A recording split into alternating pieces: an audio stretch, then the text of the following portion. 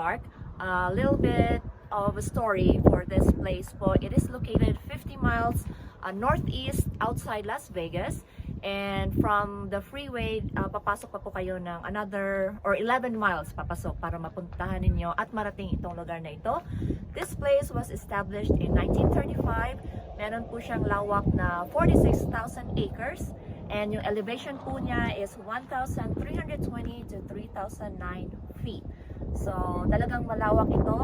And ito po ay considered na po na oldest state park dito sa Nevada. So, pagpasok dito, bakit po siya tinatawag na Valley of Fire State Park? Dahil po ito sa featured sandstone dito, it's called the Aztec sandstone. Yun po yung pulang bato. So, mamaya papakita natin sa inyo yung sinasabi ko. And ang sabi daw nila, kapag mainit, tapos yung sinag ng araw, tumatama dun sa mga bato, para daw siyang apoy kasi nga pula and very bright, kaya nakuha yung Valley of Fire State Park na pangalan. So tara, pasyal tayo.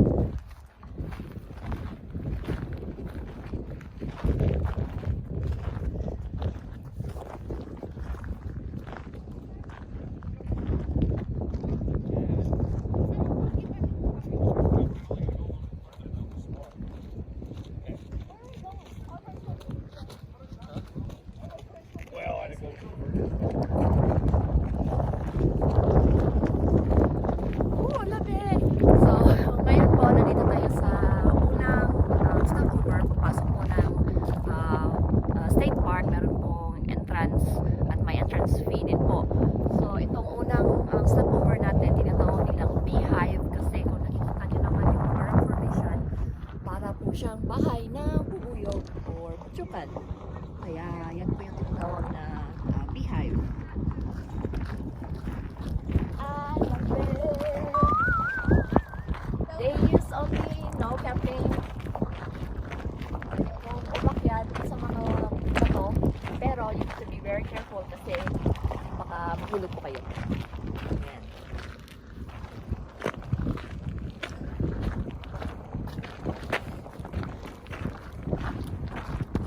Lahat po na to ay natural rock formation. Hindi po ito inayos or dinesign ng kung sino-sino. So natural resources po ito. Natural rock formation.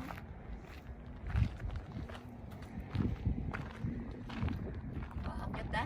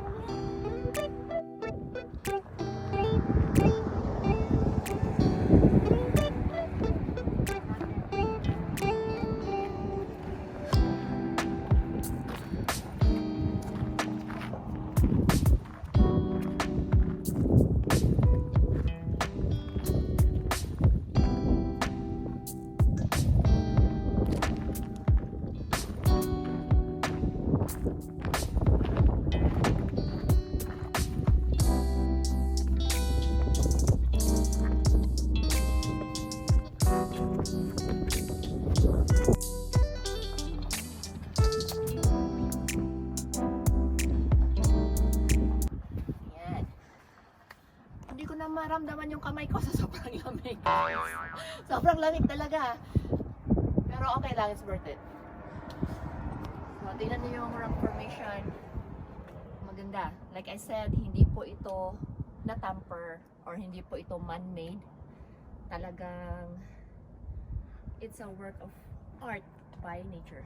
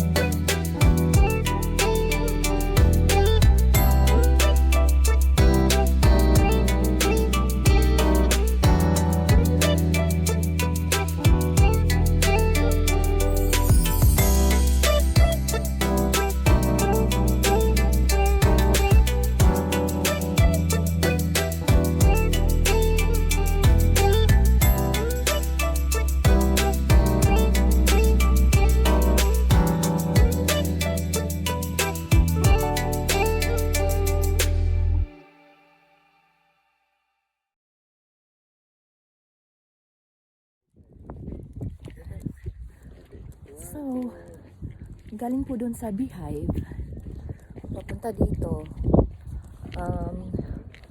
Para siyang iba yung iba yung temperature niya dito kasi nga mas maraming rock formation, so siguro yung hangin hindi ganon kumbaga pumupunta dito kasi nga may mga bato-bato, so mas tolerable ang lamig dito. Ayan.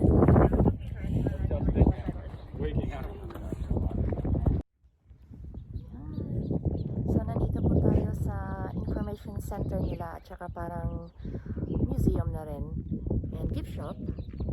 Pero sa likod po niyan, ito po yung makikita ninyo.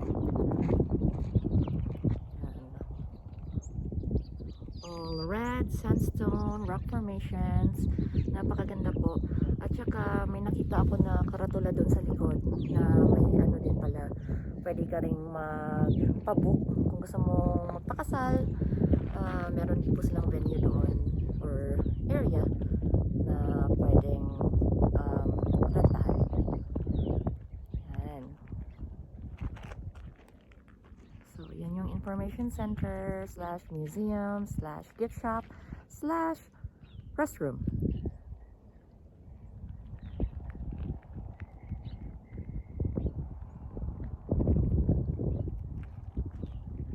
Ganda.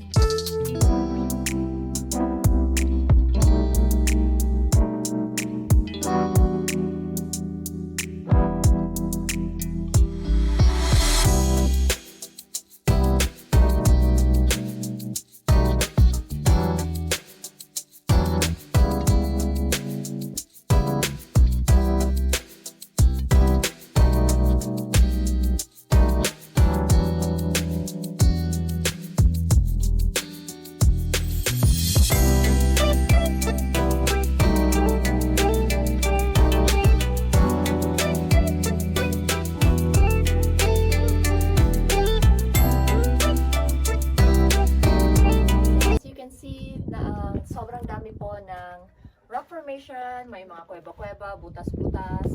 Instagrammable po itong area nito. Pero, keep that in mind. This is a natural work of art. Huwag nyo pong gagalawin o huwag nyo pong babaguhin yung mga nakikita ninyo dito. Okay? So, we are gonna go to our next stop. Abangan po ninyo sa susunod nating vlog.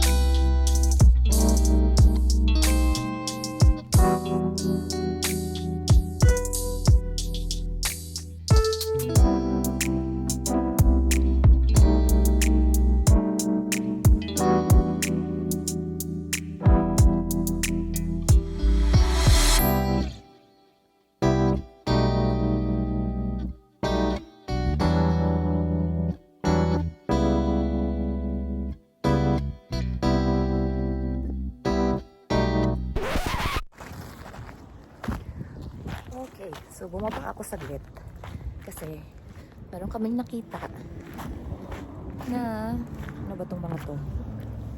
Kita ko, lapit muna tayo.